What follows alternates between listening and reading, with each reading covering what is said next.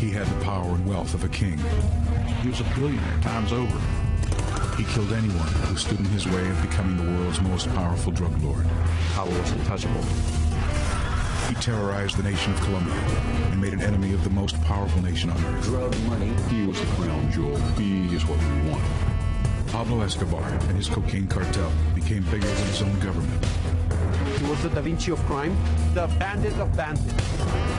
His empire was vast. He was invincible. He had it all. He had the wealth, the fame. Pablo Escobar became so big that Pablo needed to die.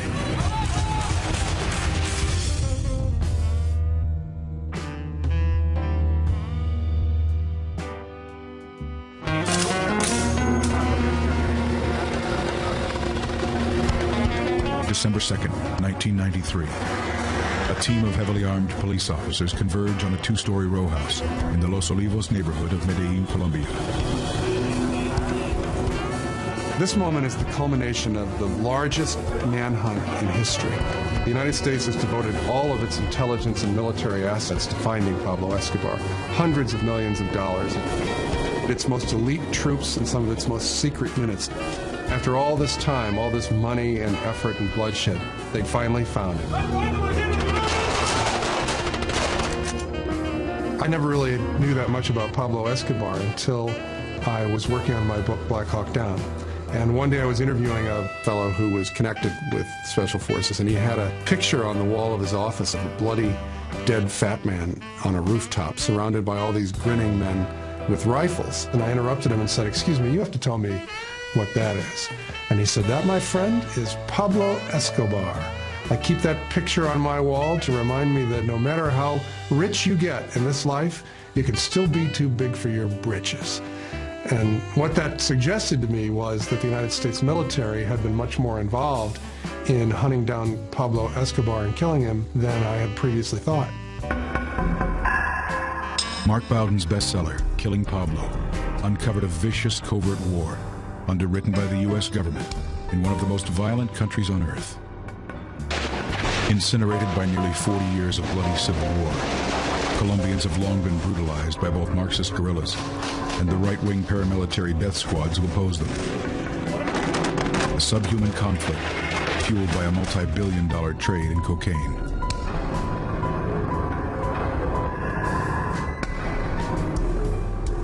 Colombia's ascension to its place as the kidnapping and terror capital of the world began in a 1950s era of political turmoil.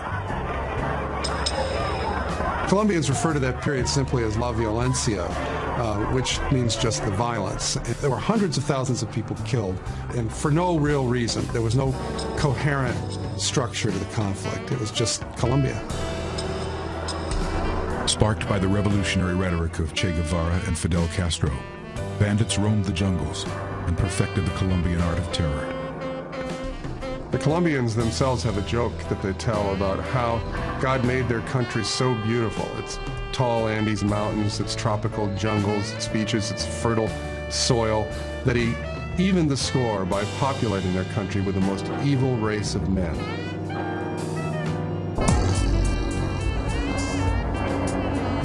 From the crucible of La Violencia emerged one of the most violent criminals the world would ever see.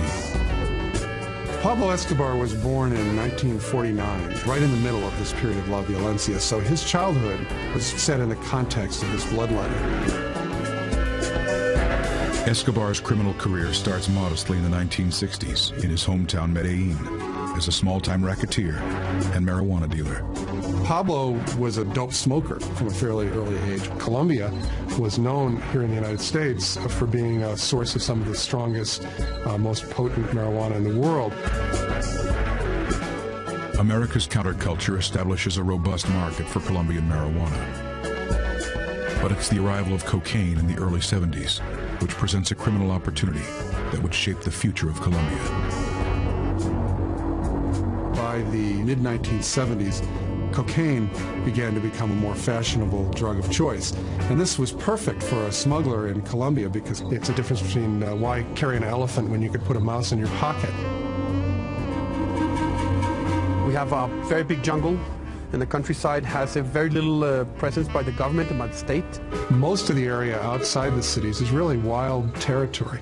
So a certain amount of law and order exists within the cities, but outside the cities, in the mountains and in the jungle, there's very little law and order. And it's in that lack of authority and in that lack of presence of the state where most of the problems brew, where most of the coca has been growing, where most of the violent conflicts and the violence originates. Well, Pablo Escobar was not a brilliant entrepreneur or organizer. What he was is more violent and ruthless than most of the people who were engaged in this business. And in that way, he was able to consolidate most of the lucrative drug trafficking routes out of Colombia. In 1975, Escobar offers to sell 14 kilos of cocaine to Medellin drug boss Fabio Restrepo. Pablo set up his first deal with Fabio Restrepo. They saw him as a sort of a common street criminal, and they definitely underestimated him. 3 weeks later, Restrepo was found dead. And they were informed sort of unceremoniously that they now worked for Pablo Escobar. Pablo introduced a level of violence into the business that they were not used to, and so they were really in over their heads. Escobar expands his business by putting police and judges in his pocket. What Pablo learned about law enforcement from a young age in Medellin was that it could be bought. Those who were determined enough to come after him or honest enough to continue to pursue him and arrest him would be killed. Fueled by America's appetite for the white powder, Escobar's power grows exponentially. He became the king of cocaine, the titular head of the Medellin cartel. And the Medellin cartel had the reputation, well-deserved in my opinion, of being one of the most ruthless, violent, murderous criminal organizations in the world. The Colombian cartels were the ones that introduced the drug to the U.S. and sold them in U.S. streets. So they had a huge business. Well, Pablo began making more money than certainly anyone in Colombia had ever seen before. He spent his money lavishly on anything that struck his fancy. He built an extravagant estate for himself in the Middle Magdalena Valley, which he called Napolis. He had a zoo at his ranch. Talking about Colombia, a guy had elephants, zebras, rhinoceroses. He imported exotic animals, had planes, helicopters. He was invincible. He had it all. He had the wealth, the fame. It is a lifestyle Pablo fiercely protects.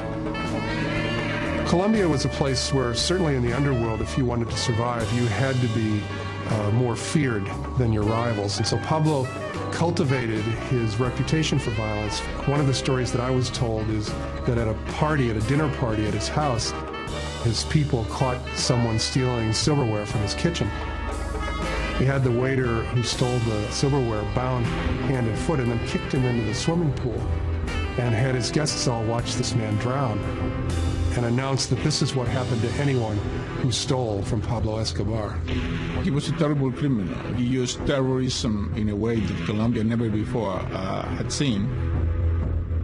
As the Medellin cartel grows in power, Marxist guerrilla movements such as FARC also grow in strength. Even though in his early days Pablo liked to use Marxist rhetoric, he rapidly became the richest man in Colombia, and as such, he became a target for some of the leftist guerrilla movements in the hills. So Pablo joined with a lot of other wealthy drug traffickers to form their own private armies, paramilitaries, to go after the guerrilla units.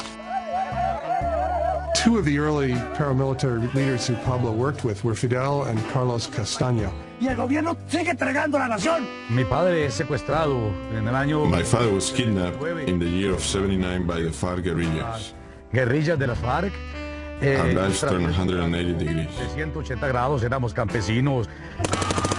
With the Colombian government unable to protect its citizens from Marxist guerrillas, Carlos Castaño and brother Fidel establish a paramilitary army called the AUC. Es así como una vez... Once they cowardly killed my father, mi padre, I made a decision to fight. They created this organization of paramilitaries with the support of the drug traffickers, primarily the Medellin cartel. miembros de la This is when my brother Fidel met Escobar and began a friendship with Escobar. Fueron amigos de Escobar. The Castaños became allies of the Escobar organization. The paramilitaries were an armed branch of the drug traffickers. Of course, with all the kind of private army he had and a huge amount of money, he became very powerful. Pablo had ambitions to be more than just the wealthiest man in Colombia and its most successful criminal. He wanted to be beloved by the people of Colombia, and he wanted to have a legitimate political power. And so he began spending some of his millions on projects for the poor people in Medellin. He funded the building of housing and recreational centers and soccer pitches, and embarking on a lot of sort of private welfare programs that something that the government of Colombia would never have done. The objective of Pablo's political campaign? Avoiding extradition to the United States. That was the one thing that they feared more than anything. Because whereas in Colombia they could manipulate the justice system by killing judges, by corrupting them, by all sorts of coercion, once they got to this country, they were just another defendant, and they were willing to die rather than go to the United States. In 1982, he was elected to Congress as an alternate. But the first time he tried to take his seat in the House, he was denounced by the Minister of Justice, Rodrigo Lara, as a notorious drug trafficker and criminal. Escobar's criminal history surfaces in the Colombian press, and his fall from grace is swift. Pablo is banished from the political scene, and many of his assets are seized. Pablo was deeply humiliated by Lara's denunciation, and really from that day forward was at war with the state of Colombia. The U.S. ambassador had warned Lara that his life was in danger. In fact, had given him a bulletproof vest. 3 months after taking his stand against Escobar, Lara is tracked by one of Pablo's gunmen.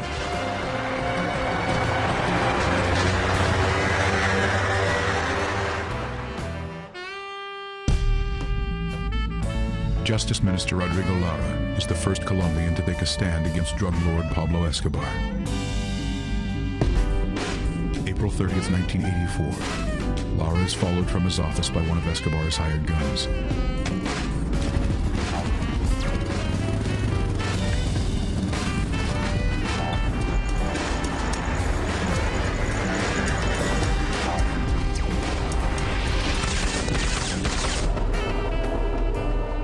A bulletproof vest provided by the U.S. government is found by his side.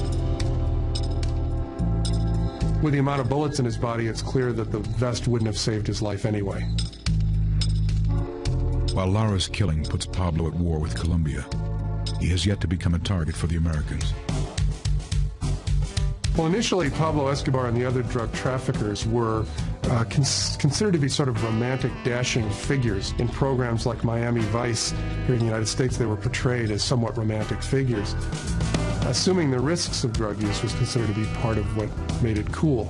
And so it was really the hip world against the square world.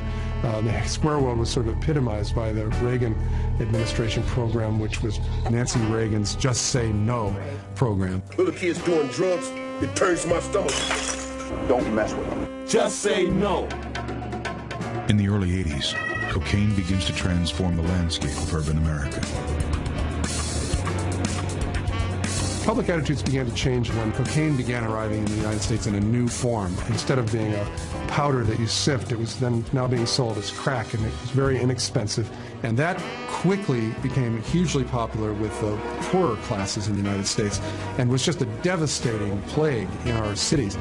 The change from just normal cocaine to crack had a huge impact on U.S. policies. It had not only afflicted the people who became addicted to crack, but then these people would set out to steal in order to sustain their addiction. So the cities became plagued by an epidemic of violence and crime. Very high percentage of the murders that take place in the United States are somehow or other connected with cocaine trafficking. And suddenly, people like Pablo Escobar were not seen by everyone as such romantic, dashing figures and became much more perceived as violent criminals. We're striving for a world where April 1982. can live happier. In answer to the growing crime rate in America, Reagan signs National Security Directive 221, declaring drug trafficking a threat to national security. Pablo became something much more than a law enforcement problem. He became a military target, a real threat to world civilization. As policy shifts in America, Escobar escalates his war against the government of Colombia. At the heart of Pablo's war against the government of Colombia was his fear of extradition. In Colombia, Pablo knew he could bribe or intimidate judges or juries or even prison executives.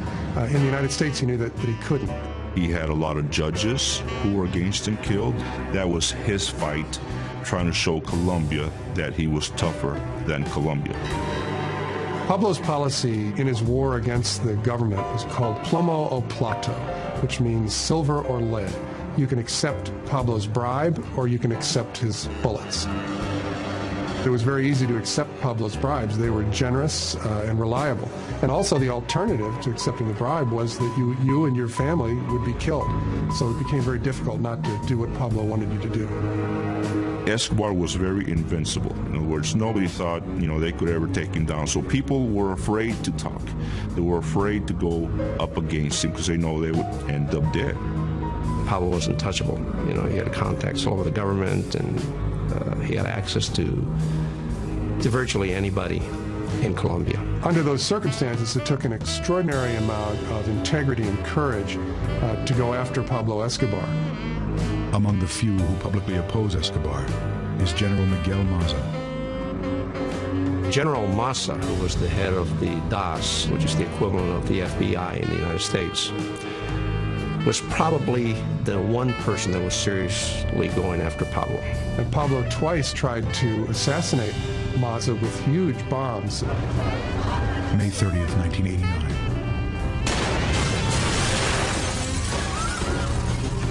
Escobar targets Maza with a remote detonated car bomb. Maza's car was at the center of the blast. Its wheels were melted to the road, but he managed to kick the door open and step out unhurt. It killed many people. Fortunately, I was spared from death in that attempt.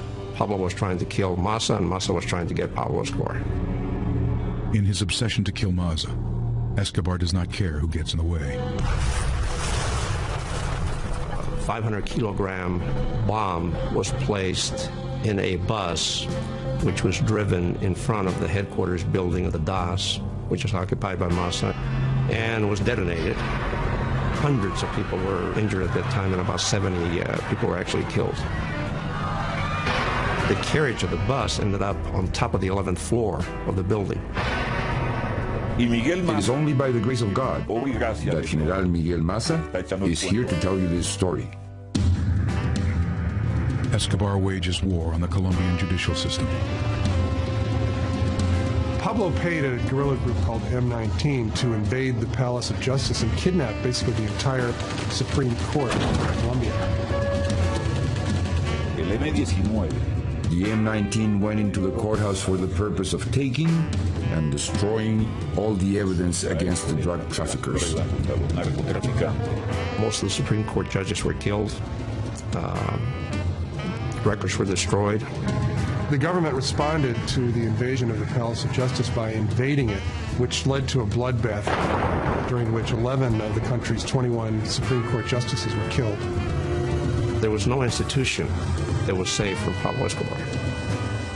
The issue of extradition became a centerpiece of the 1989 presidential campaign. Louis Galan was the leading candidate for president.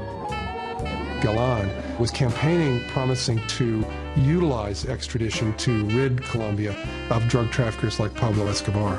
Escobar and his gang decided that Galan was an obstacle, that he shouldn't be president of Colombia. August 18th, 1989. Galan prepares to deliver a campaign speech in Sochoa, southwest of Bogota. Pablo Escobar targeted him and had him killed. Pablo was responsible for assassinating 3 of the 5 candidates for president.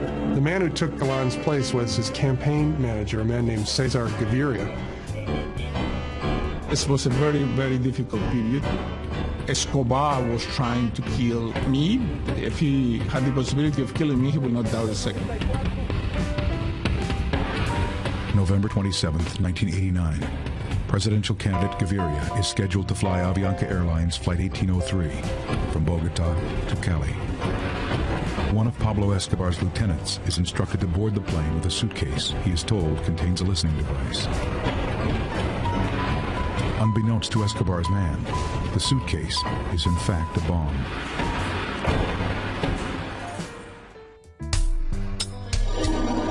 November 27th, 1989. In an attempt to assassinate Colombian presidential candidate Cesar Gaviria, cocaine boss Pablo Escobar tricks one of his own lieutenants into carrying what he believes is a listening device aboard the candidate's plane from Bogota to Cali.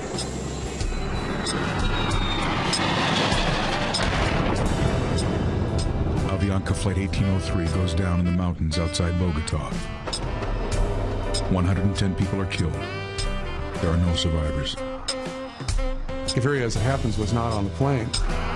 But at the point where Pablo bombed an airplane, he became what the United States considers a clear and present danger. There were 2 American citizens killed on that plane. So under the long-arm statutes, we could prosecute him for the Avianca plane. With cocaine continuing to flow across the borders, American drug policy changes from intercepting drug shipments to taking down cartel leaders. It became very evident that we had to target them more specifically. As their power grew, it became evident that they had to be dealt with. When George Bush was elected president in 1988, he changed our country's policy against drugs to targeting the drug kingpins, men like Pablo Escobar. And for the drug kingpins, the death penalty.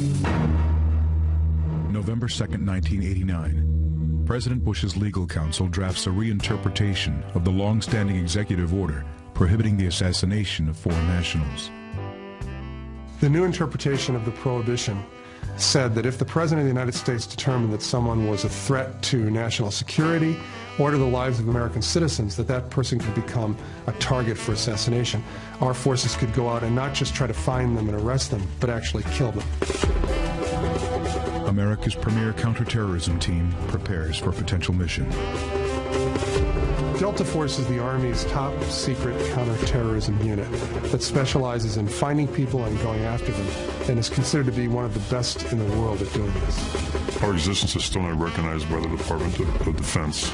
Regardless of whether or not we exist, the unit has some highly motivated, select individuals that specialize in these kinds of operations.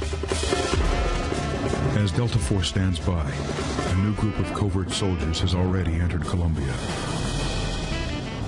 The CIA had obviously always had a presence in Colombia, but after the Avianca airliner bombing, the Colombian government invited the United States to help them go after Pablo Escobar. The U.S. dispatches a secret surveillance unit, codenamed CentraSpike. CentraSpike has certain technologies that's highly sensitive. I'm not going to go into what they have or don't have. CentraSpike is another top secret Army unit that consists mostly of language experts and technicians who specialize in finding people by eavesdropping on their electronic communications and using radio telemetry to target their location. Flying under the cover of an aviation technician team, CentraSpike begins eavesdropping and triangulating phone conversations. One of the things that CentraSpike did was prepare a kind of organizational map. For instance, they would soon know who were the 10 people who Pablo Escobar most frequently spoke to on the phone, and then who were the 10 people that each of those 10 most frequently spoke to. You can form a fairly sophisticated map of the inner workings of an organization.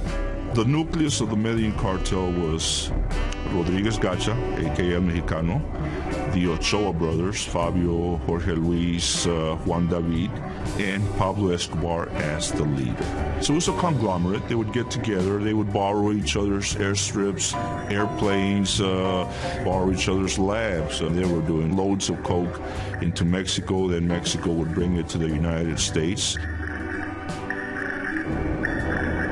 With CentraSpike flying and listening overhead, the Colombians place a team in Medellin with the dangerous task of acting on CentraSpike intelligence. They created their own special unit of elite police and soldiers called the Bloque de Búsqueda, or the search block, which existed specifically to go after men like Pablo Escobar. Commanding the search block would be the most dangerous job in the most dangerous country on earth. It was a job that nobody wanted, because whoever was going to be in charge of this group going after Escobar would become immediately a target of Escobar's.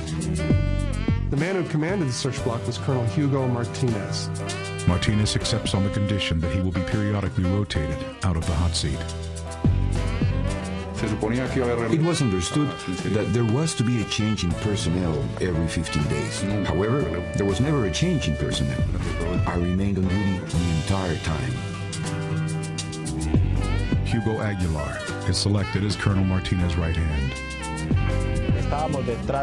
We were chasing after the most dangerous criminal organization in the world, backed by more than 1,000 men in uniform from a combination of various Colombian armed forces. As soon as the search block was formed, Pablo Escobar announced that he was going to kill 60 members of the search block in the first month. And then he proceeded to make good on his word. He says he will destroy the search block within 8 days. In those 8 days, he placed 2 car bombs, which killed approximately 25 police officers. In the first weeks of the search block's efforts, scores of the men were killed.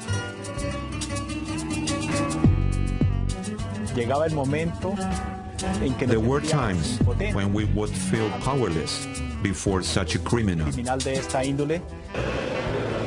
Though the Colombian government considers disbanding the search block, Colonel Martinez asks for and receives more men and continues targeting Escobar's organization.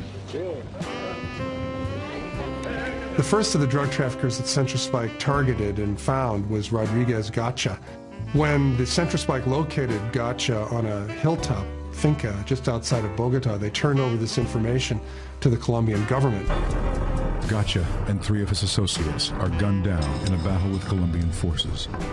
Gacha went down fighting. I mean, shooting at the police. Escobar would soon lose more vital assets. Central Spike enabled the search block to target a lot of the key people right around Pablo Escobar. They started arresting people. They started killing people. The search block began killing or arresting the top people around Pablo, including his longtime associate and his cousin, Gustavo. And Gustavo Gaviria was the brains behind the Medellin cartel. Escobar remains unaware that Central Spike is listening in from above.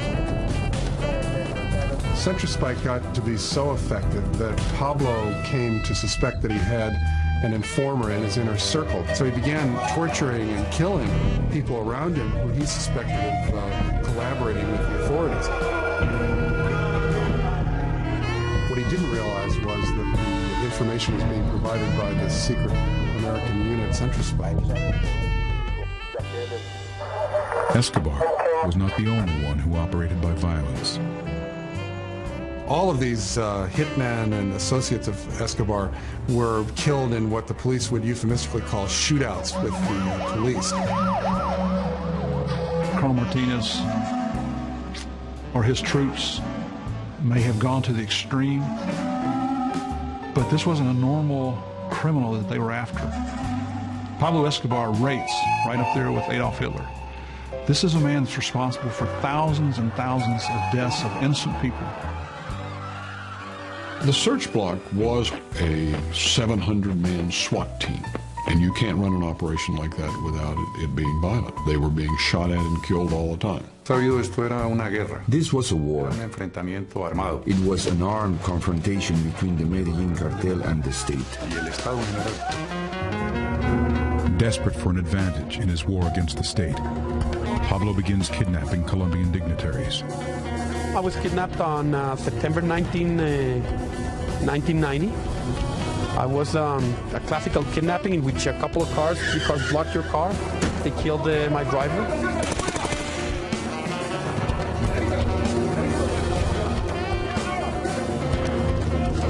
He was doing that to to exert his power and show the Colombian government and the Colombian people that he could get to anybody. Escobar will use his hostages to negotiate the terms of a surrender. Escobar decided that what he needed was a comfortable, secure base of operations where he and his associates could live, be protected from their enemies, from members of the Cali cartel, from the Colombian search bloc and the Colombian National Police, from the United States. In case he was captured, he would use us as bargaining chips. As Escobar negotiates with the Colombian government, the hostages remain in the hands of his sicarios. I was kept in a very small room. I was chained to a bed, 4 guards. It's an experience in which you survive by the second. When you're in the hands of Pablo Escobar, you don't know what's going to happen. You know, you can be dead the next second. So I didn't have any illusions of surviving. I thought I was going to die. January 24th, 1991. Pablo executes one of his hostages. Days later, another is killed in a rescue attempt. That was the toughest point. I cried a lot. I got used to knowing that maybe the next day would be my last day. At this point, Pablo is literally running from hideout to hideout, knowing that if Colonel Martinez catches up to him, he's going to be killed, but at the same time not wanting to surrender until the terms had been worked out to his satisfaction. Pablo is playing a very dangerous game with the Colombian government. He felt the pressure. He knew we were getting very close. Al presidente se le advirtió. The president was warned about the danger in negotiating with Pablo Escobar. Sin embargo, but he went right ahead. Siguió adelante. The deal that Pablo made with the government of Colombia was he would discontinue his violent campaign against the state in return for being able to build his own prison on a mountaintop just outside of Medellin called La Catedral. May 20th, 1991. As a concession towards his private sanctuary, Escobar releases his remaining hostages. I couldn't believe it. They took me to the street. They gave me money for a cab. And finally, a guy picked me up and I told him, please take me back home. As part of Pablo's deal, General Maza is removed from his case. With construction underway on Escobar's private prison, one last demand must be met. They actually held a Continental Congress, basically, where they rewrote the Constitution of Colombia to ban extradition. And the day that the amendment to end extradition was put into the Constitution, Pablo Escobar turned himself in. He held a press conference on the mountaintop outside the prison and graciously announced that he decided to end his war against Colombia. He sent this message: tell President Gaviria I will not let him down. The agreement was thus sealed. I personally viewed it, along with my colleagues working on the search, as having been defeated. He knew we were close to getting to him, and this was his way out. To us, it was a defeat. We had lost, and he had won. Even as Pablo is incarcerated in La Catedral, he sends a message to Colonel Martinez. They discovered a bomb that had been planted by one of Pablo's hitmen. Pablo's deal with the government of Colombia evidently didn't include ending his war against Colonel Martinez.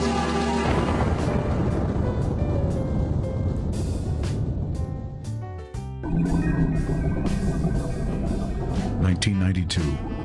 With Colombian cocaine boss Pablo Escobar serving time in his own prison at La Catedral, no one in Colombia is breathing easy. It's a different kind of prison in the sense that he wasn't actually required to stay there. He would frequently turn up at soccer matches in Medellin or Christmas shopping in Bogota. I've been in a lot of prisons in my 26 years, and this is definitely not classified as a prison. A resort would be a more accurate way to describe La Catedral. They would bring truckloads of friends and prostitutes to party with them. He built a discotheque inside the prison, which was used as the party room. My favorite part of the deal was that the Colombian National Police, i.e. Colonel Martinez and his search block, were not allowed within 20 kilometers of the prison. We made a huge mistake. We underestimated the capacity of Escobar for corruption and intimidation. Disastrous. You could not negotiate with Pablo Escobar. Pablo Escobar was a psychopath, a mentally sick individual, and he proved it. Pablo got set up in La Catedral and began to reconsolidate his hold over the cartel. In fairly short order, he built the Medellin cartel back up to where it was exporting more cocaine than it ever had in its history. He was still doing his same old activities of ordering the killings of people, of sending dope. So nothing had changed except that now he was safer. Some of his subordinates had begun basically running the organization for themselves and apparently had been helping themselves to large portions of the profits. Two of the associates who were doing this, the heads of the Galeano and the Moncada families, were invited up to the prison for a chat with Pablo. Pablo had them both executed. Declaring a Fujimori. In other words, I'm taking over. I am taking over the government, and I am the boss now. I run everything. President Gaviria had put up with a lot of the criticism of his deal, but the embarrassment of putting Pablo up in such luxury and giving him such relative freedom finally reached a turning point when he learned of the executions inside the prison. So he was like running his business from jail. And he gave orders to move him to Bogota. Ambassador Morris Busby receives the news while back in the States. The phone rang, and it was Janet Christ, who was the political counselor, and she said the president has moved against Escobar. He has sent a military team up to Envigado, and they're going to take him out of the prison.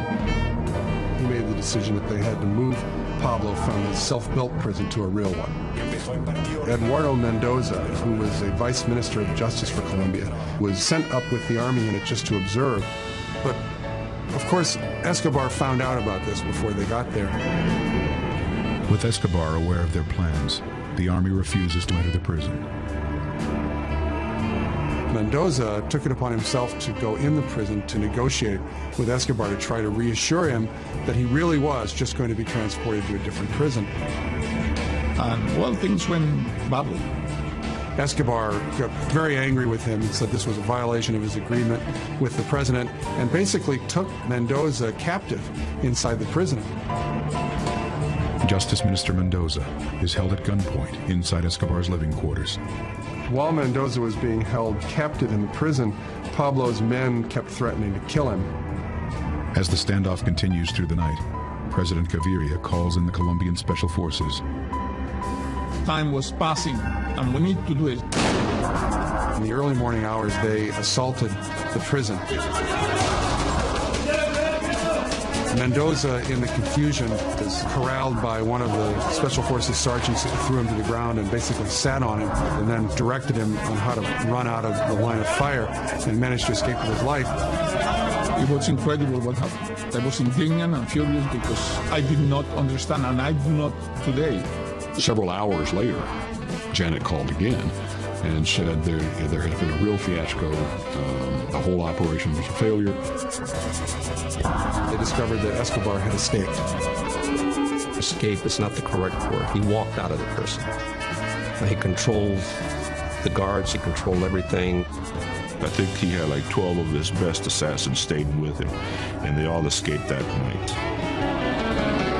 The Americans associated with this mission were delighted that Pablo had escaped because while he was in prison, they hadn't been able to go after him at all.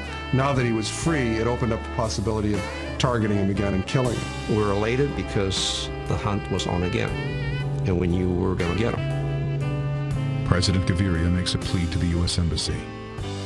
Gaviria had said to me, I don't know what restrictions you've been operating in this country up to the present time, but I'm telling you right now, we need your help. There are no restrictions. I asked full cooperation of the U.S. in this matter. We needed to find Escobar. He asked Ambassador Busby for a military help, and the first thing that occurred to Busby was Delta Force. he made a request to Washington to bring Delta Force to Colombia to help lead and train the Colombian forces to go after him. We got some assets into the country. We got a lot of very, very competent people that came to Colombia literally within hours. All kinds of groups were there. The unit, the agency, Central Spike, all to provide support for the Colombian command. I always believed that we had a very, very good shot at finding Escobar in the early going. I mean, he was the crown jewel. He is what we wanted. Delta Force places 2 operators at La Catedral. While Central Spike would put their ears on the target, Delta Force would put their eyes on it. Central Spike and Delta Force were able to pinpoint Escobar's location literally days after he'd escaped from prison. By the time the Colombian forces act on the American intelligence, Pablo has vanished. In order to be successful with Pablo, it had to be very time sensitive, because if we got intelligence that Pablo Escobar was at location X last night, chances are he wasn't there anymore. As Escobar's trail grows cold, a decision is made to reform the original search block. This time, it will have the full support of the United States law enforcement, intelligence, and counterterrorism agencies. Peña and Murphy went to live in Medellin with the task force. I mean, that was their second home. This search block was now more organized, had more of a focus, had more intelligence, had better equipment to start the second search for Escobar. With corruption and fear permeating the Colombian forces, there is one clear choice for commander of the new search block. I did not ask to be reassigned to head the operations. But when he escaped from La Catedral, my immediate thought was, this represents an opportunity to finish the job. He's one of the few Colombian police officers that was not afraid of Pablo Escobar, and he was completely obsessed with getting Pablo. So a decision was made to bring Colonel Martinez back. They spent the latter part of 1992 basically training Martinez and his men to be more effective, basically to be a proxy Delta Force in this effort to get Escobar. The search block immediately begins launching daring raids throughout Medellin. It was very stressful. I mean, it's one of the most stressful, I guess, dangerous points in my life. You got to remember that we were going after probably one of the world's most dangerous persons. Through his lawyers and the press, Escobar desperately tries to reclaim his deal with the government. But this time, there will be no deal. We all the time say, he can only give up. We will not guarantee him anything. And it was very clear to everyone involved that the intention was no longer to arrest Pablo, to bring him to justice or put him in prison. At this point, they were just looking for him to kill him.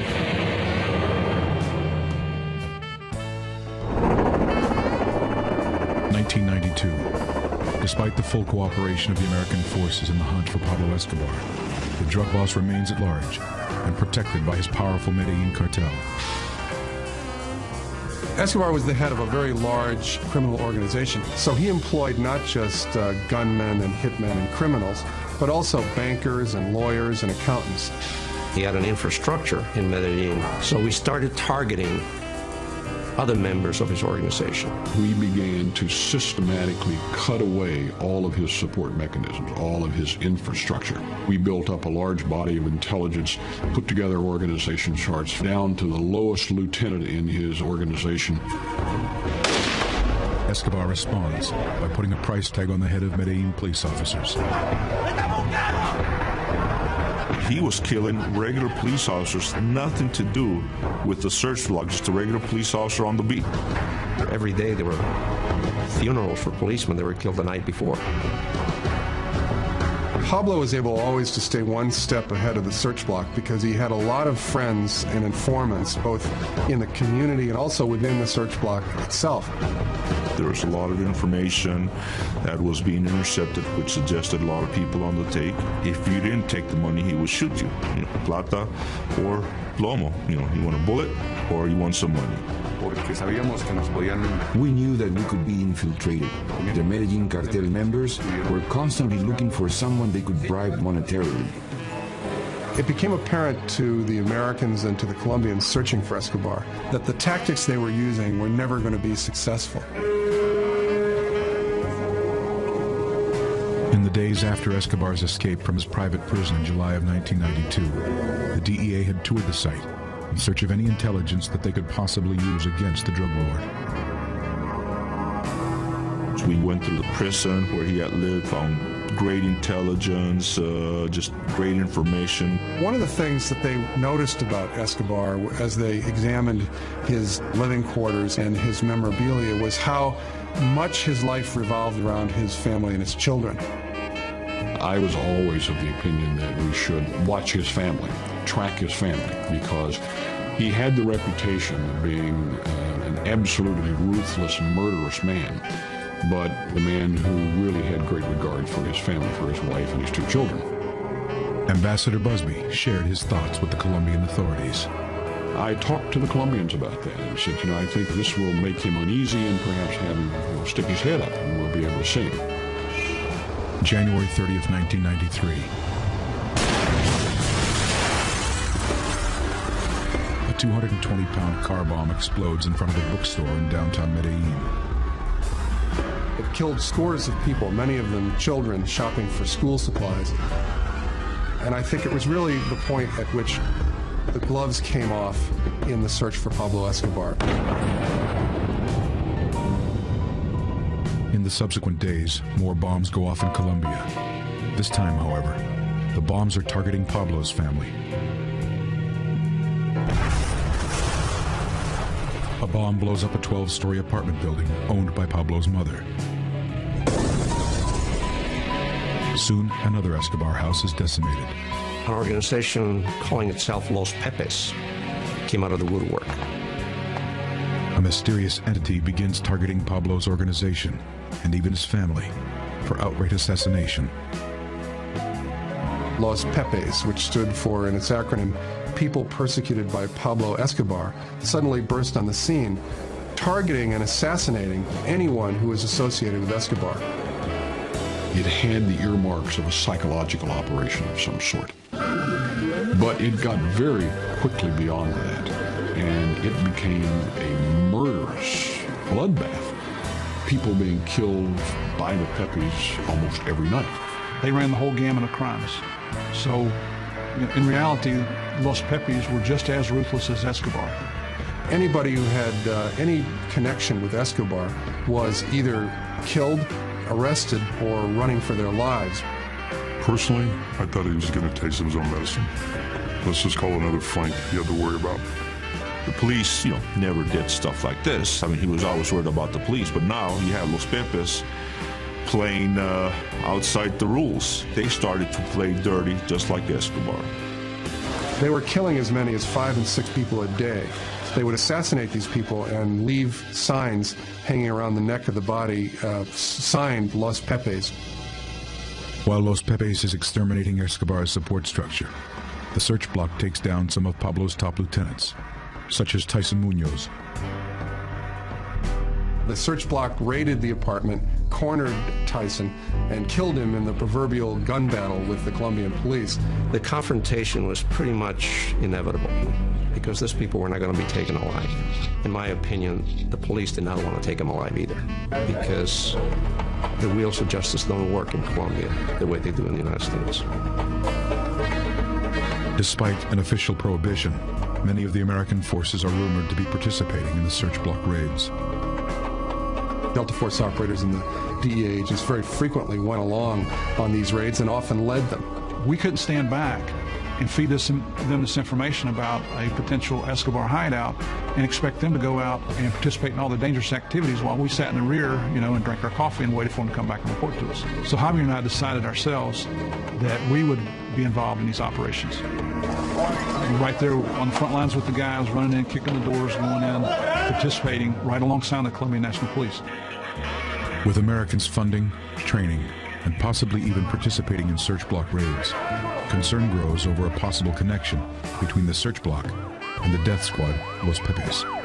There were allegations on the part of Pablo that Los Pepes and Martinez were one and the same. I was very much afraid of somehow DEA being contaminated by what was going on out there.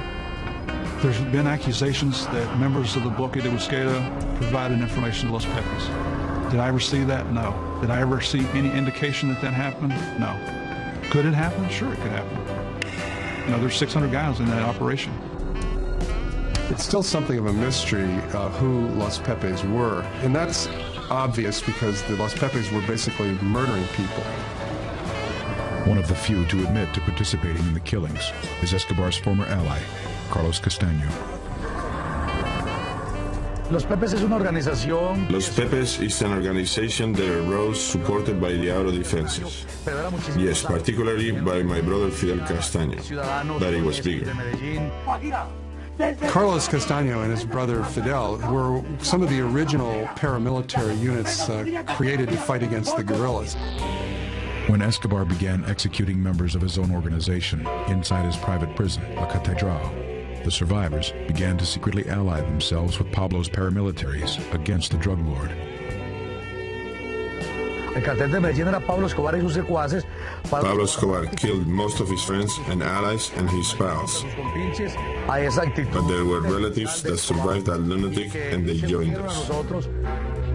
The drug traffickers said, we're sick and tired of this guy, we're going after him. And they created the Pepes, and they attacked him exactly the way he used to work against society and against them. Descubrimos que era un monstruo. We realized that he was a monster that we had to fight against no matter what. So when they turned against him, they knew the inner workings of his organization. They knew who the people were, where the money was. Los Pepes reportedly received support from Pablo's chief business rival, the Cali cartel. The Cali cartel was more than happy to help Los Pepes or the Search Bloc or the Colombian government go after Escobar because he was their primary rival. And by eliminating the Medellin cartel, it just made for a more lucrative business for them. Colonel Martinez and the U.S.-backed Search Bloc are rumored to be cooperating with Los Pepes. Colonel Martinez was at this point, even though he denies it, I think, was willing to work with these elements from the underworld because for him, the battle with Escobar had become very personal. You could say that Escobar affected all of us who were Los Pepes members. When things started to get really ugly, when Los Pepes began killing people wholesale, it was clear to the Americans working in Bogota that this was out of bounds. And if word got back to Washington that the United States effort was connected in any way to these death squads, then Washington would basically pull the plug on American involvement. This threw something into the game which really could have brought everything to a grinding halt. Mark Bowden's Killing Pablo cites classified cables outlining the American concerns about Los Pepes. While the United States Embassy in Bogota maintained the pretense that there was no connection whatsoever between Colonel Martinez's Search Bloc and Los Pepes, I came across the DEA's cable traffic back and forth from Bogota to Washington, which documents the knowledge of DEA agents that Los Pepes were intimately involved with the Search Bloc. Ambassador Busby himself wrote a rather lengthy cable to Washington where he details the fact that their own intelligence showed that there was a connection between Los Pepes and the Search Bloc. In fact, Ambassador Busby had gone to President Gaviria to complain about this and to demand that this connection cease and desist. I had several meetings, and one of them, I want you to say, every member of the police, that that this is not an instruction, that this is not the policy, that we shouldn't be involved in that. Days after Gaviria's orders to the police, Los Pepes issue a press communique announcing they are officially disbanding.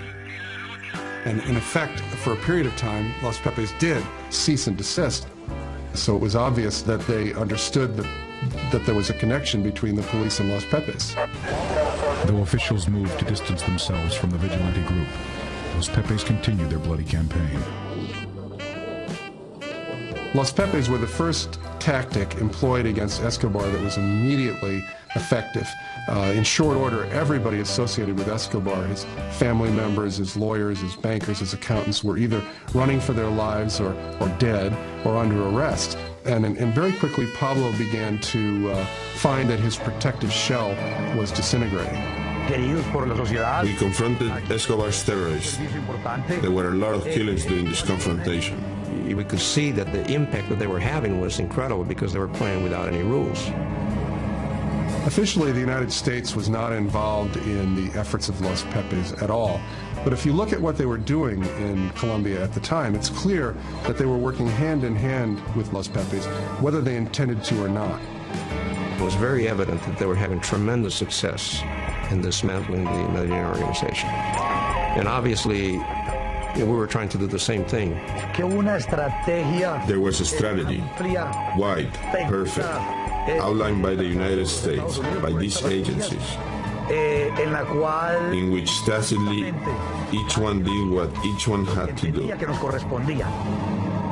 By February of '93, Los Pepes have killed dozens of Escobar's associates and members of his extended family. So Pablo is now terrified that Los Pepes are going to kill his wife and children. I got a phone call, almost a frantic phone call from the Minister of Defense, who said Escobar's wife and children and an entourage of 12 or 14 people are at the Rio Negro airport, and they have visas to go to the United States, and they're going to leave the country. He succeeded in getting his family out of the country. There would be no inhibitions on him, and there was no telling what he might do. The Escobar family and their bodyguards are met at Rio Negro Airport by U.S. DEA agents. They were stopped at the airport in Bogota and stripped of their visas. Who's going to tell me to give Escobar's family his visas back? Nobody. So they're effectively keeping the bait being the family, in position in the country, while Los Pepes apply the pressure against Escobar. Pablo's response to the Americans' block would be swift and deadly. April 1993. With his family prevented from fleeing Colombia and forced back into the hands of the death squad Los Pepes, cocaine king Pablo Escobar exacts his revenge. Pablo's response was to set off a 300-pound bomb in Bogota that leveled a city block. One of the predictions that we had made was that as we began to tighten the noose on Escobar, things would get more violent, that he would react, and he certainly did. I think we had 9 bombs in Bogota in the space of about 2 months. Hundreds of people killed. Los Pepes responded by kidnapping and murdering Pablo's chief lawyer, Guido Parra. And when they killed Parra, they also took his teenage son and murdered him too. They hung signs around their neck that said, "What do you think of the exchange for the bombs, Pablo?" and signed them Los Pepes. Despite allegations that Colonel Martinez is cooperating with Los Pepes, he is kept on as commander of the search block. Colonel Martinez stood up and did the job that had to be done. Nobody else wanted to do it. A lot of people were afraid to do it. Colonel Martinez realized that the fight between him and Pablo Escobar was a fight to the death. And at the end, either he or Pablo Escobar was going to be dead. With Central Spike finding no sign of Pablo's voice on the airwaves for months, Colonel Martinez requests the support of a Colombian ground surveillance unit.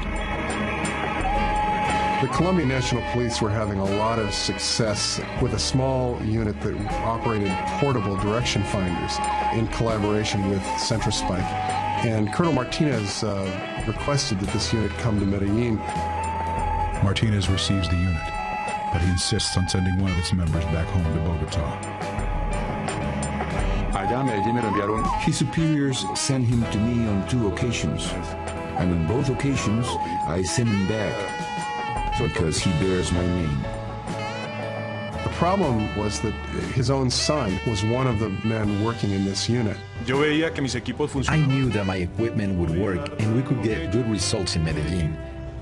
But he was always resistant to my working in Medellin for my safety. He insisted that he wanted to be involved in the search for Pablo Escobar. It had become a personal as well as familial problem that was affecting us all. Hugo Jr. was determined to be with the unit and get Pablo Escobar before he could get him, or his sisters or brothers or his mother. Sin embargo, after a lot of talking, we came to the conclusion that I could stay in Medellin. We could get no more rest until we captured him. With Escobar's family under police watch in Medellin, Pablo's own son becomes his father's front man. He talked to Juan Pablo just about every day by radio phone, and Juan Pablo became the one person who he trusted, who he could communicate with to do his bidding with the government. While Pablo strategizes with his son, Colonel Martinez's son tries to pinpoint the transmission. I was very sure that I would find Pablo Escobar with this equipment. As the hunt for Escobar gets new life, rumors continue to cloud the search block. No members of the Medellin cartel are seen meeting with search block officers outside the search block base, including a notorious assassin. An individual that we knew only as Don Bernardo at that time. And I'll admit, we did interview him. The Colombian National Police brought him in as an informant, and he provided information about Escobar and his associates. It was one of those things that happened in a dirty war. There was lots of informants. I can't say, if they were part of those papers or not, but there were informants. Among those working as a secret informant for the Colombian police is Carlos Castaño. I provided information to the police under the code name Alecos. They never knew I was Carlos Castaño, leader of the paramilitaries. We're not afforded the luxury of having informants who are priests. Bloque de Busqueda was the good guys. The narcotics traffickers were the bad guys. Washington also becomes concerned about a possible connection between Los Pepes and Delta Force. The tactics being employed by Los Pepes were basically the same tactics that Delta Force was in Colombia teaching to the search block. There had been a lot of comments that the Pepes were using like tactics. From what I had heard, they were just ruthless. There's no tactics behind that shit. They just whacked people. Anyway, they were very efficient. In Washington, the fear was not just that members of the Colombian search block who had been trained by Delta Force were in fact moonlighting as members of Los Pepes, but that Delta Force operators themselves might be participating in these hits. November 12, 1993. The CIA briefs the Pentagon on suspicions of a connection between Delta Force and Los Pepes. A decision is made to pull all American forces from Colombia. I did get word that we were going to be told that our military units were going to be pulled out, and I certainly didn't want that to happen. Ambassador Busby was then able to go to work with his connections in the White House to countermand the Joint Chiefs order to remove the people from Colombia, and they stayed. As Busby buys the search block precious time, surveillance teams continue to crisscross Medellin. In late November of 1993, the search block, with the help of Centrospike, was able to pinpoint Pablo's location to a hilltop finca outside Medellin. Intelligence had been received that indicated that Escobar was hiding in a small house located on the side of a mountain out in rural areas. When the assault forces hit the house, they burst in and Pablo wasn't there. In fact, Pablo had been talking on the radio, but he would walk up into the woods a short distance from the house so that he'd have a better line of sight communications with his son Juan Pablo in Medellin.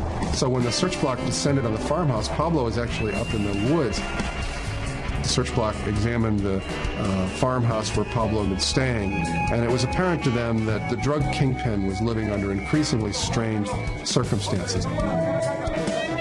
Virtually his entire organization, the Medellin cartel, was totally destroyed. One of the few remaining links to Pablo's empire is his son, Juan Pablo. The Escobar family was staying in an apartment in Medellin, and the Los Pepes were sort of picking off people who worked for the family. So they were pretty terrified. Pablo is really desperate. His family is literally in the hands of his enemies. We always had his family under watch 24 hours a day, so he could never touch our families, because if he does, his family would also perish. He was always worried about his family's security, because that is where the Pepes concentrated their attack efforts, his family. November 27, 1993. Scheming with his son Juan Pablo, Escobar makes a secret arrangement to evacuate his family to Germany. And word of this, of course, gets back to the embassy, because Central Spike is listening to all of Pablo's communications. We learned that they were traveling on a Lufthansa flight from Bogota to Germany. So the United States government goes to work with the Colombian government to assure that the German authorities will not allow the Escobar families into that country. Escobar's family is refused entry into Germany and flown directly back to Colombia. They put them up in Hotel Tequendama, which is a large hotel complex in Bogota that's actually owned by the Colombian National Police. And so while publicly they claimed to be protecting Pablo's family, the way that Pablo saw it was that his family had now fallen into the hands of the very people who were likely to kill them. Sure enough, it wasn't a day before Escobar called. When he made the first phone call, I thought, okay, he's finished. Once again, their efforts to get out of the country had been stopped. That's when he started making mistakes. When Pablo Escobar begins to make phone calls to the Hotel Tequendama, we placed everybody in a state of alert. They called the presidential palace in an effort to speak to President Gaviria, threatening to wage all-out war against the state unless they released his family and allowed them to leave Colombia to a safe haven. He started calling everybody. And that's where he made the mistake of staying in one place too long. And at this critical moment, the government of Colombia announces that they're going to remove the protective detail from around the Escobar family. I mean, it was not fair to have so many Colombians at risk, and at the same time having this man with nothing to lose. At this point, just to ratchet up the pressure on Escobar, Los Pepes made a public announcement that they were going to resume their murderous campaign against him. We were closing in on Escobar.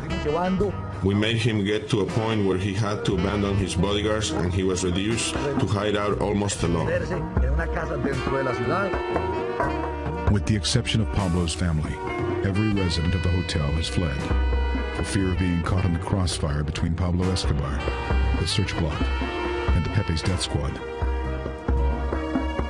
The fear is so palpable that little Manuela, who was then 8 years old, was overheard walking the halls of the empty hotel, singing a little Christmas carol to herself that she'd changed the words to, and the words that she was singing were, "Los Pepes are going to kill my father, my mother, and me."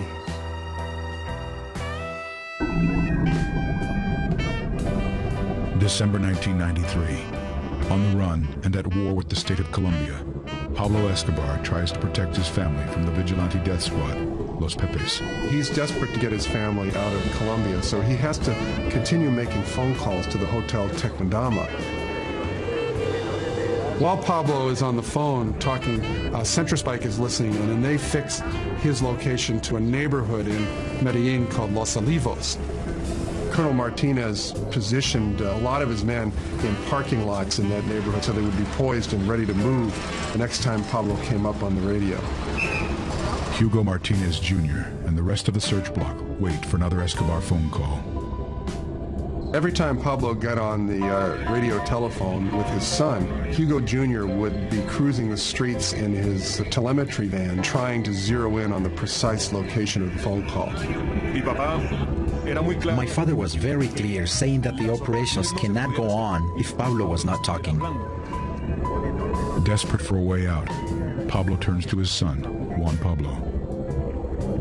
Pablo woke up in the morning of December 2nd, the day after his 44th birthday, and had spaghetti for breakfast, and then immediately got on the phone with his son, Juan Pablo.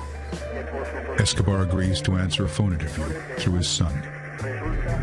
He instructs his son to accept a list of questions from journalists with the intention of giving interviews that will play on the heartstrings of the Colombian public, the fact that the government is using his wife and children as bait. Juan Pablo asked his father for some coaching on how to answer the questions. He also warned Pablo that there were a lot of questions, so this conversation might take a long time. He tells Juan Pablo that they'll get back on the phone a few hours later.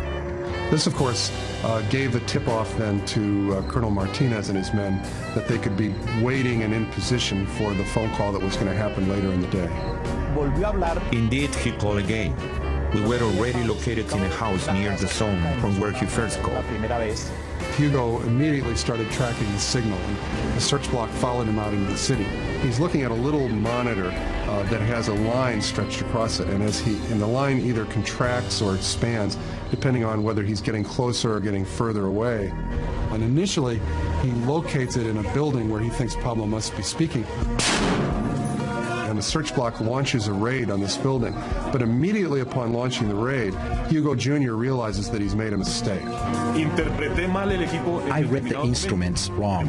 They went inside and I realized he was still talking and I was very surprised. I had to look again at the instruments and I found out that there were things that produced an error in the readings. The signal is bouncing off of water in a little canal running down the side of the street.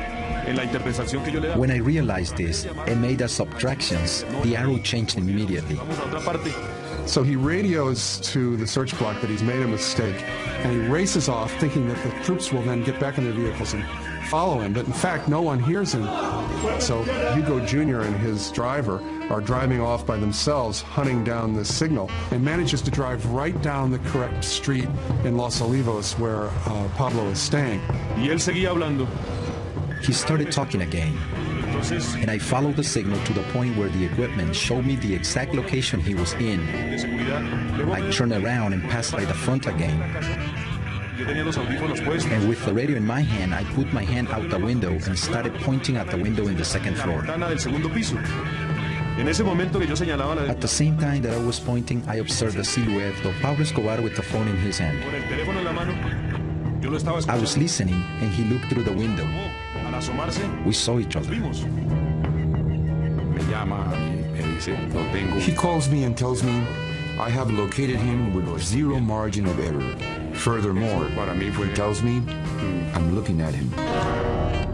And Colonel Martinez immediately tells him, don't go anywhere. I tell them that they should wait for the search block, but they had to confront him to do so. And so Hugo went around to the back of the building, and some of the men with him staked out the front door. Pablo Escobar was very calm. We did not see him trying to make any escape attempts. He was very still, maybe waiting for luck to help him again. But this time he was surrounded. Hugo Aguilar's team reaches the scene and immediately makes the assault. Pablo hadn't noticed anything peculiar and was still talking on the phone with his son Juan Pablo when the explosive charge went off on the door downstairs. We began going up the stairs. I was in front. Pablo Escobar said, "There is something going on here. I'll call you back." And he threw the telephone. He ran to the window and he went into the abyss. Escobar's lone bodyguard, Limon, is the first to reach the window. The man that was with Pablo Escobar came out of the house. He jumped and he headed in our direction, shooting. Limon attempted to race across the rooftop and was apparently shot on his way across the roof. The force of his momentum carried him right off the roof, and he landed on the grass behind the garage. And then Pablo Escobar appeared. He had two guns in his hands. Pablo began trying to inch his way out along a wall that bordered the rooftop, looking for some avenue of escape. He was talking to the police with such rage and shooting in and out of the house.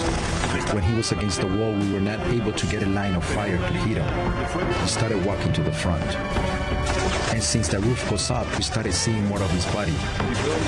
And at that moment, he fell.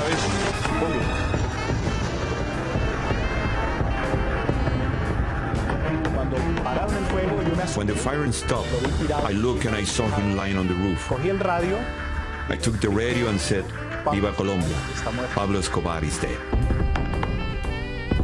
The world's most powerful criminal, was dead. But just how Pablo Escobar died remained clouded in mystery.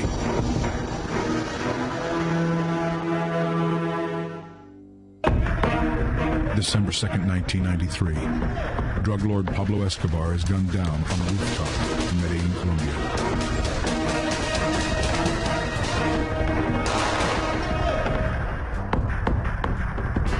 Javier, they just killed Escobar. Like, what? They just killed him in Medellin. It's all over the press. So, I mean, I was happy. I was elated. I became static. I ran around our office space, saying, hey, Pablo's dead. Immediately, I traveled to the location with DEA agent Steve Murphy. I was given the opportunity to go down on the roof to view the body, to visually confirm that it was Escobar. And he climbed to the rooftop and began taking pictures. Members of the search block posing around the body with rifles like big game hunters. Murphy then gave the camera to the search block, and they took pictures of him posing with Escobar's body. Photos of an American agent posed over the dead body caused an uproar in Colombia, where many were unaware that gringos were in on the hunt. It is true that we Americans provided a lot of assistance to the Colombians. We certainly did that. But in the last analysis, the success was Colombia's. It was a Colombian operation from start to finish. Colonel Martinez, Colonel Aguilar, these guys are truly great heroes in Colombia history. I believe I have performed a great service to my country. At the end, I consider a victory for the world. While there was no question that Pablo was marked for death, how he died remains a subject of conjecture. The official version of Pablo's death is that he came running out from that wall across the rooftop with a gun in each hand, screaming at the police and swearing at them as they gunned him down. El tiro de la pistola. The shot from my gun was the one that perforated his heart. And the one from the R-15 went through one of his ears and came out through the other ear. That is why we were able to end the story of Pablo Escobar. It may be true, but Pablo's usual modus operandi in these circumstances was not to stand and fight, but to flee. And so it seems more likely to me that Pablo, hearing the door being broken down in his house, would have tried to jump out the back window and run away. What makes sense to me is that Pablo was trying to run away across the rooftop when he was hit. He was shot 3 times. One of the bullets hit him in the leg, one of them hit him in the torso, and the third went right in his right ear. It's definite that the bullet that went in his right ear killed him. What makes more sense to me is that the bullets that hit his leg and his torso would have knocked him down, certainly, and that the final shot that killed him was most likely administered by somebody standing right over top of him. I would not put it past the cop going out there and just say, hey, we're going to make sure this guy's dead. I think he was shot up close. They wanted to make sure he was dead. Whoever it was knew he wasn't to be taken alive. There have been a lot of accusations that there was a coup de grace shot after Escobar was down. I saw no indications of that. It's always possible that someone made a great shot like that from a distance, but the Colombian National Police had tremendous incentive to kill Pablo Escobar. Nobody wanted to see him arrested again. And besides that, Escobar, in the course of this manhunt, had killed scores of the policemen who were searching for him. So there was a tremendous amount of anger and hatred in these men searching for him. So it makes more sense to me that Escobar was knocked down by a few bullets from a distance and that he was finally killed with a coup de grace. Some believe that the final blow was actually delivered by an American. Within the Delta Force community, there's sort of a legend about Escobar's death, which holds that he was killed by Delta Force. It was not so much a victory for Delta, but a victory for the whole Special Ops community. Delta Force would have known Pablo's general location at the same time that the search block did, and would have had an opportunity to place snipers in that neighborhood. When Pablo came running out on the rooftop, given the marksmanship of a Delta sniper, it's not beyond the possible that an American from a distance put that bullet in Escobar's right ear. I think the most likely explanation is that Escobar was killed by the Colombian National Police, by the search block. They had every capability and every desire to see Pablo Escobar dead themselves. There were no Americans involved in it. That was the Colombian National Police taking care of business. The legacy of the Los Pepes death squad has cast an even darker shadow on the history of the hunt. There's ample evidence today that the search block and Los Pepes worked hand in hand. And of course, the whole Colombian search block was a creature of the U.S. government, essentially, because they were funded and trained and led by U.S. Special Forces. Los Pepes worked with the tacit cooperation of the U.S. government. The Colombian authorities did not oppose us either. The members of Centrospike who I've interviewed said there was never any doubt in their mind that there was a direct connection between the information that they were collecting and the information that Los Pepes were acting upon. So there's very little question in my mind that the effort to track down Escobar was a collaboration between the United States government, the Colombian National Police, and Los Pepes. I never saw any evidence that it was a Colombian government operation. It was a bloodbath, though. It truly was. Los Pepes? The Pepes operated on their own accord, by themselves. For Martinez to say that there was no, there was no connection there, he can say whatever he wants to, but there was a connection. And in my opinion, the greatest damage caused to the Medellin cartel and to Pablo Escobar and his organization was done by the Los Pepes. The Pepes were not a factor in what we were there to do. But were they a factor in getting Pablo? Yeah, big time. Today, Pablo's place as the world's king of cocaine has been taken over by the Marxist rebel movement known as FARC. FARC guerrillas are responsible for over 70% of the cocaine that reaches the streets of America. And like Pablo Escobar, they waged a campaign of terror against the Colombian state. The FARC has inherited a lot of the methods that Escobar used, the car bombs, the kidnappings, the terrorism, the terrorism against civilians. So in that sense, they're looking very much alike, unfortunately for Colombia. As America supports Colombia in its war against the FARC guerrillas, they may once again share a dark ally. I am the leader of the AUC. We exist to fight the FARC guerrillas because the state is not strong enough to fight them themselves. Carlos Castaño has admitted that he was one of the early members of Los Pepes. He, of course, has gone on to become one of the right-wing paramilitary leaders in Colombia. With the tacit support of the Colombian army, the AUC has waged a dirty war against the FARC, allegedly massacring thousands of civilians deemed sympathetic to the FARC guerrillas. He's regarded by many Colombians as a hero, but also by many as a violent criminal.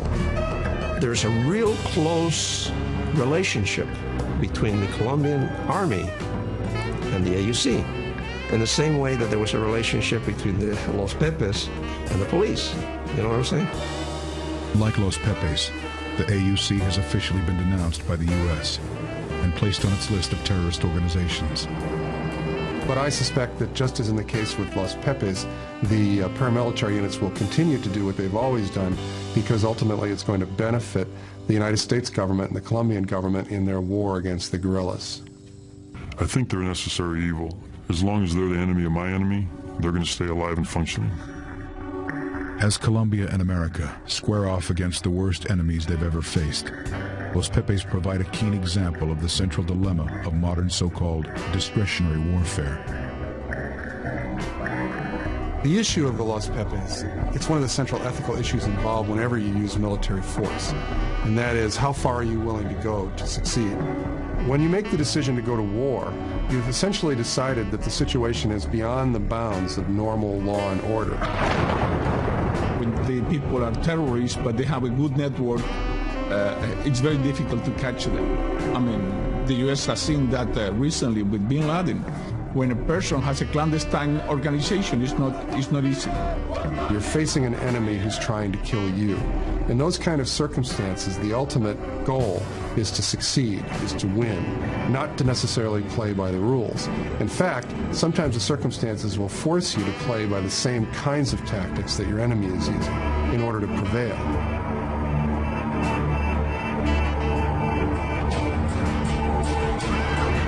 While most Colombians have lived with it for their entire lives, most Americans have only recently known the reality of terror. I think that Americans have to steel themselves to the reality of war, that if you're going to war, you have to face up to the ugly facts about what war is.